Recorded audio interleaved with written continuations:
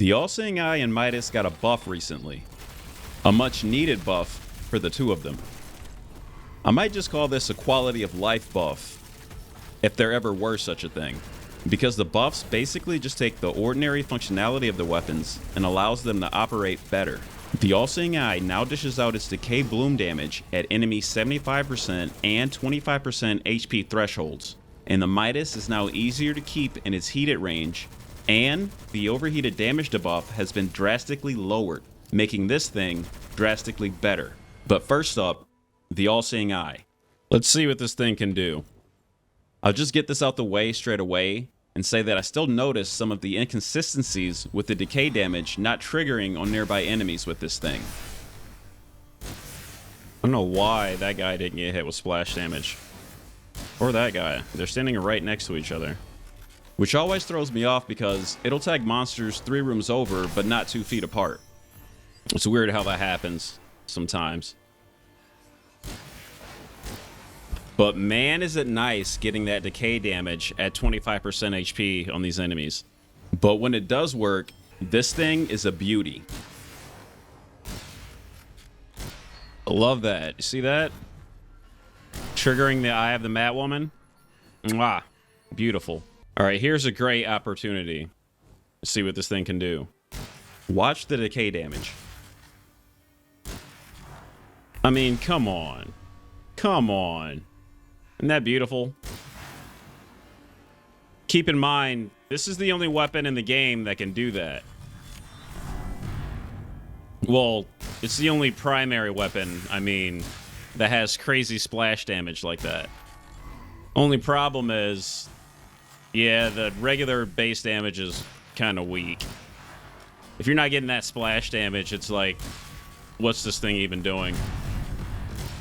You know what I mean? That's why it's always nice to have, or more required, to have a good secondary with this thing. Or maybe it's more like the All-Seeing Eye is the secondary. Not really meant to function as a primary on its own. Looking back over this footage now, I think I struck closer to home than I realized at the time that I said this. The All-Seeing Eye is crazy fun to use, and its utility is S tier. But just don't rely on it to quickly chunk through those tougher targets. This is a weapon for mid-range mob clearing. If you get rushed, switch to that handy secondary. But this thing can dish out decent damage on its own, without the splash damage. Beautiful. Just be sure to stun or ignite enemies, or else find some other way to increase this thing's base damage. But do I think the buff will be enough to change people's opinion who already don't like this thing? I think it will.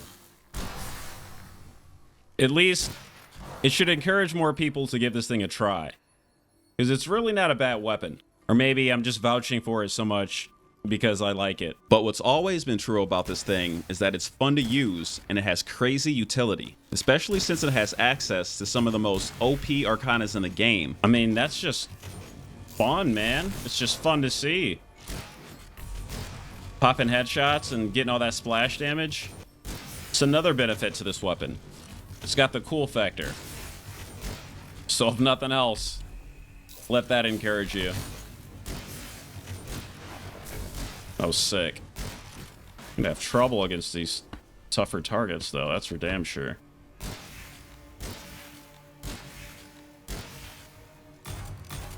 It's like nothing at all, man. There we go. That's how you get through bosses and mini bosses. See how this goes. I'm gonna try to stick only to the All-Seeing Eye. Here's some gameplay footage to see how this thing does on a congested battlefield. This might be a bad idea. You can see at the beginning the AoE wasn't triggering on nearby enemies. Come on, guys. They're standing right here. Need that splash damage. So I had to rely on the All-Seeing Eye's base damage and the Eye of the Mad Woman to get through enemies. But a few moments later, it was working as intended. Damn, that looks good, dude. Oh, this is looking so good. With the ability to trigger its decay far more often throughout a fight, the All-Seeing Eye can now actually finish off those distant enemies instead of just leaving them with 50% HP. Or, can't forget this, if it doesn't finish them off, by the time you get to them, they will be near enough to that 25% HP threshold that you can snipe them for even more decay damage. And also don't forget that while the All-Seeing Eye's base damage may be lacking, there are ways to boost it. Land your shots on frozen, burning, or stunned monsters for bigger numbers. And just sit back and let the AoE decay damage do its work. Looking sick. Alright, I think that's a good enough showcase. I'm not even going to try to attempt the boss. Not with this thing. Because this isn't really a boss-killing weapon. This thing is made for clearing hordes and deleting crowds. Kind of like that.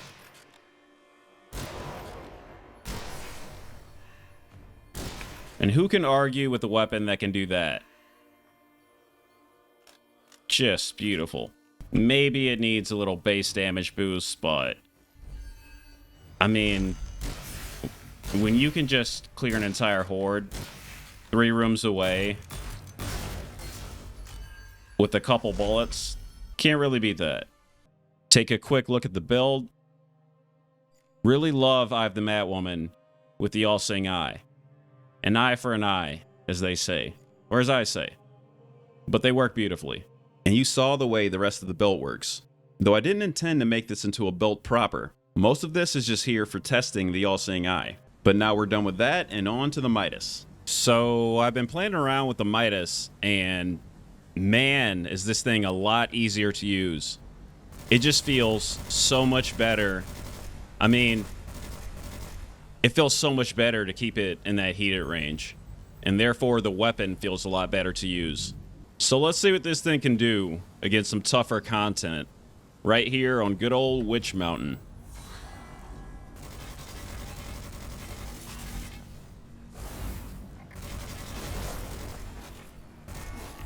Not bad. You really need to keep enemies stunned with this thing. It doesn't have a lot of pushback. And you get way more damage out of it that way. Stuns just might be this thing's secret weapon to keep it competitive against the stronger weapons.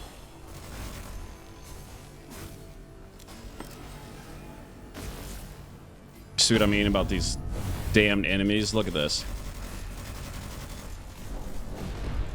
Here. Use this right now. We're gonna need this. You're gonna see why.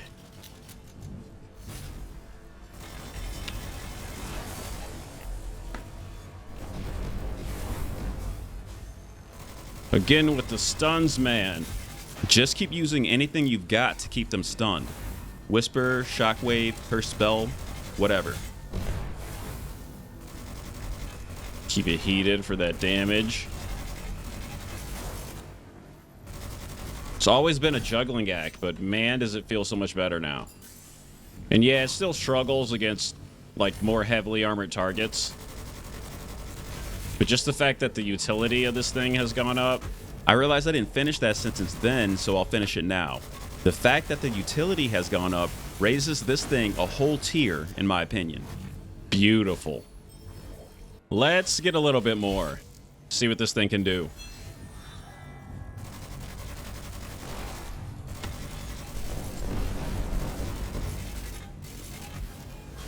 That burn damage from the reload. But yeah, this thing's gonna struggle against thicker targets, those thick boys. But there are ways to get around that. Again, use your stuns, your spells. The fire explosion on reload is nice, as is the extra damage on burning enemies. And I guess besides that, just play your ass off. Play like you know how. The Midas will get the job done. So usually I'd use something like Burning Stake with this. Or like more spells that deal damage. But I kind of want to see what this thing can do for the power of its own.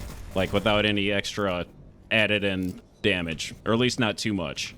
I say that and then I go for Chaos Flame. Oh well. Can't pass that up. Let's go. That is an important point though. The Midas is on the weaker side, but its damage can always be improved with Arcanas and Rosaries, as well as stuns and spells. So there's that. I mean, the damage is really not too bad on this thing. I know it gets a lot of flack, but especially now that we can keep it heated, which increases the damage for longer.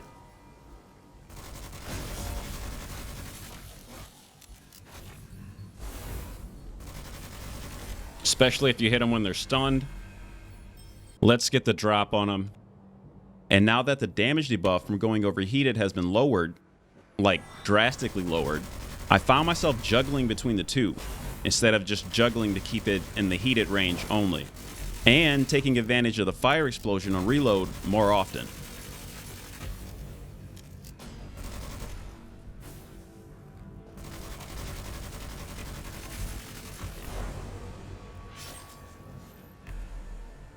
You know, I used to try to not go into the overheated range all too much at all. But now that the damage debuff has been like lowered, it's kind of not too bad. So that's the Midas. The thing about the update though is that they didn't include the buff on the weapon card. So it doesn't really say where the buffs have been applied. But if we go to the handy dandy wiki here, and go to update history, we can see the overheated damage debuff has been decreased by 20%. And tweaks have been made to the heat generation that basically just means it takes longer to go overheated and easier to keep in the heated range. Give this weapon the buff it needs. And with that, this thing has just become a hell of a whole lot more effective.